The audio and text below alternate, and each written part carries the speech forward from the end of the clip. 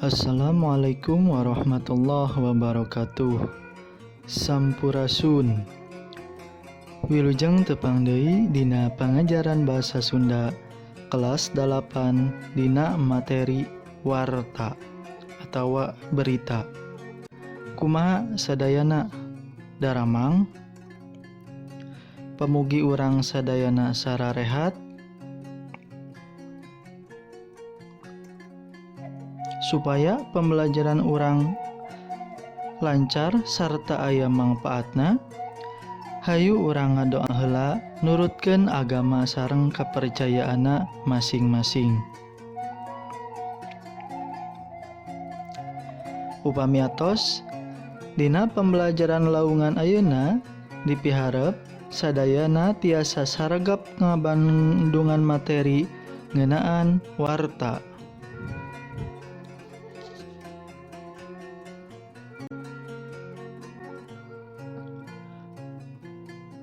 Kanggo kompetensi dasar anu kahiji, mengidentifikasi struktur teks dan aspek kebahasaan teks warta atau berita,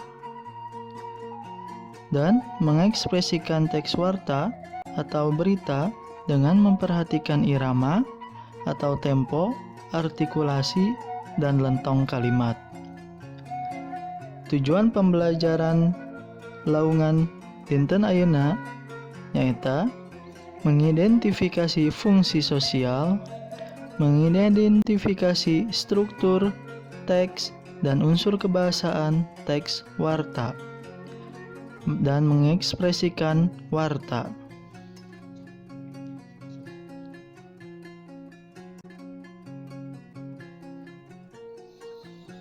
Ieu dihandap aya contoh maca warta pek bandungan ku hidep.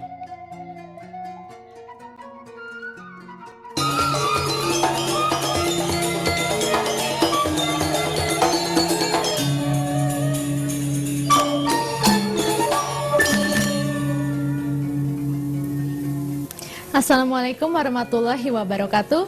Wilujeng enjing pamiarsa simkuring pun yerani tanapangan pamiarsa dina Bewara Bandung enjing. Rupani Bewara baris kapidangkeun sumangga urang kawitan Bewara Bandung salengkepna.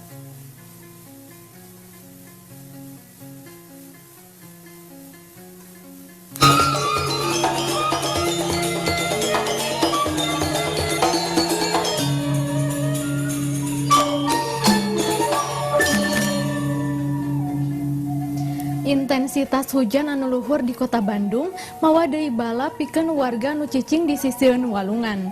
Kawas imah di Kalurahan Neglasari anu rubuh saenggeus kakikis aliran walungan Cikutra. Kusabab intensitas hujan anu luhur dina 3 poe pamungkas nyieun cai walungan Cikutra mudal. Hal kasebut oge ngabalukarkeun kakikisna kirmir anu pas aya di handapeun padumukan warga. Jebolna kirmir walungan Cikutra ieu lumangsung dina salah sahiji imah di RT 8 RW 2 Kalurahan Neglasari Kacamatan Cikutra. Balukarna, 2 kamar mandi oge pawon anu milik Ganjar Nugraha rubuh ka dasar walungan. 7 malam ya, pada waktu hujan. Nah, kebetulan hujannya tidak terlalu deras, cuman ada air kiriman dari sungai yang mungkin fondasinya ini tidak kuat, tidak bisa memadai, sehingga terjadilah benteng ini, fondasi ini hancur ke bawah.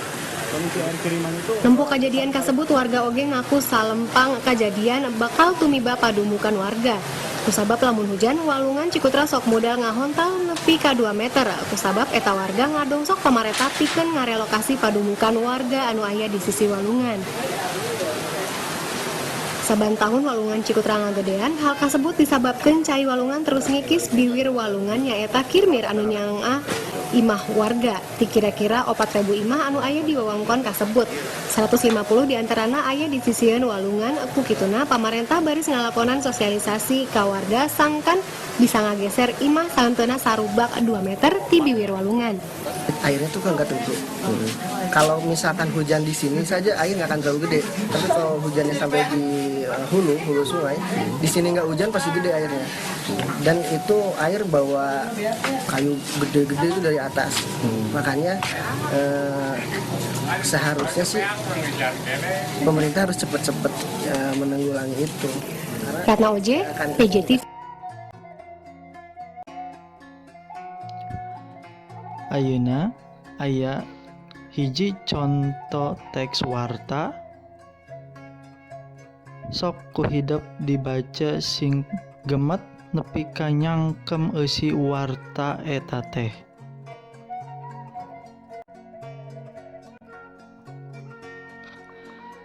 Sabada dibaca di dieu aya LKPD anu kudu dieusian ku hidup nu aya patalina atawa hubunganana jeung teks warta anu bieu dibaca. Dina lembar kerja peserta didik atau LKPD dipiharap hidup ngerjakeun kalawan lengkah-lengkah ieu di handap. Anu kahiji, pek baca naskah warta tadi. Anu kadua, eusian pancen anu dipidangkeun kalayan taliti tur bener. Anu katilu, eueuban jawaban ku cara ngumpulkeun informasi ti sababaraha sumber. Di antarana tiasa tina internet, buku pangajaran basa Sunda, kamus basa Sunda, jeung sajabana. Nu kaopat, upama geus rengse sawalakeun jeung guru.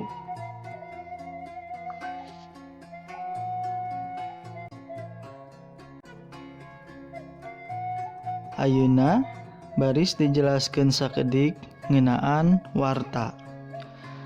Warta teh nyaeta informasi anyar atawa informasi ngeunaan hiji hal anu ditepikeun atawa dibejakeun ka balarea. Dipidangkeun ngaliwatan media cetak, media elektronik, media online atawa sumebar sacara lisan.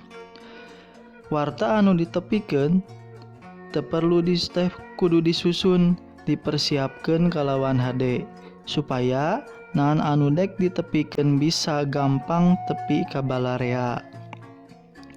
Teu sakabeh kajadian bisa dijadikeun warta di media, tapi hal nu dianggap penting dipikanyaho ku balarea, syarat warta mah kudu objektif, dumasar fakta jeung sumber nu jelas sarta bisa dipertanggungjawabkeun. Lamun warta subjektif ngandung beja, bohong ngakibatkeun masyarakat teu tumaninah, nyinggung pribadi, suku jeung agama, disebutna hoaks atawa berita palsu. Zaman kiwari mah lamun aya kajadian seperti kitu, nu nyieun wartana bisa ditungtut di pengadilan kulantaran ngarempak aturan Undang-Undang Informasi jeung Transaksi Elektronik atawa ICE.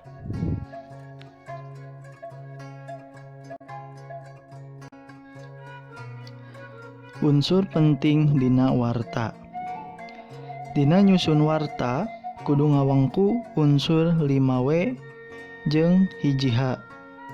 Wu nyaeta saha, what nyaeta naon, why nyaeta kunaon, when nyaeta iraha, jeung how nyaeta kumaha.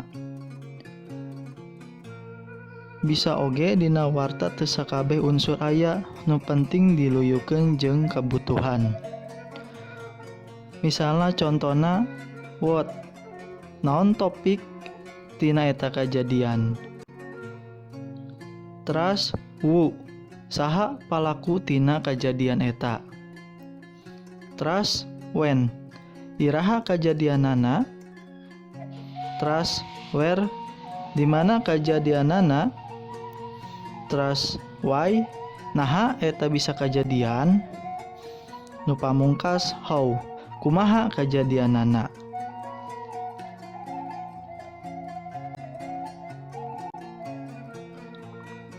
Sifat warta. Anu kahiji, aktual atau anyar. Maksudna hal-hal anu anyar leuwih miboga nilai warta dibanding hal-hal nu geus lawas. Anu kadua, jarak atawa bisa jauh bisa deket. Maksudna pamiarsa leuwih resep atawa kataji ku kajadian di sabudereunana atawa sekitarna dibanding di tempat nu leuwih jauh. Anu katilu, penting. Maksudna hiji hal jadi warta atawa berita nalika dianggap penting sabab aya pengaruhna kana kahirupan secara langsung. Anu kaopat, konflik. Maksudna dina eta warta pasti aya masalah anu dibewarakeun atawa anu diumumkeun. Anu kalimana, kamakaran zaman. Maksudna inovasi anyar atawa parobahan. Anu kagenepna, emosi. Maksudna sagala informasi mun dibewarakeun atawa mun dibejaan ngabalukarkeun ambek, sedih atawa kuciwa. Nu pamungkas, nu katujuh nyaeta humor. Maksudna aya sababaraha warta nu di jerona aya nu ngawartakeun hiburan.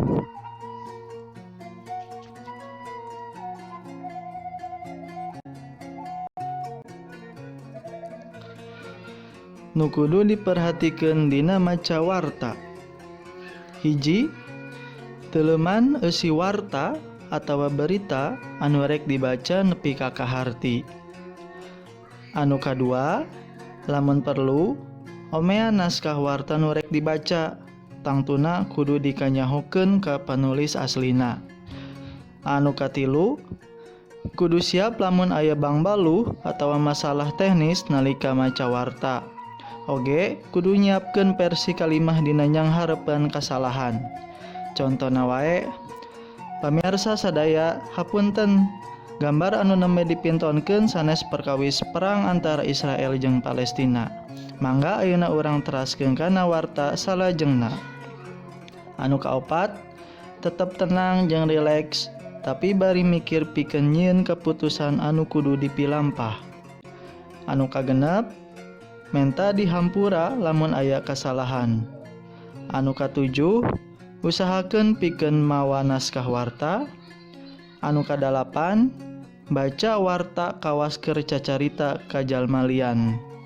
Anu pamungkas, pasemon kudu saluyu jeung eusi warta anu dibaca.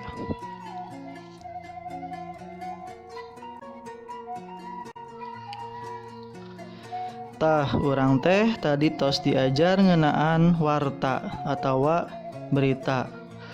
Ulah lali, ulah hilap, lembar kerja peserta didikna dieusian. Sateu acan ditutup, urang ngadoa heula nurutkeun agama sareng kepercayaanna masing-masing. Upami atos dicekapkeun nugi ka dieu, hapunten bilih aya kalepatan. Hatur nuhun kana perhatosanana. Wassalamualaikum warahmatullahi wabarakatuh.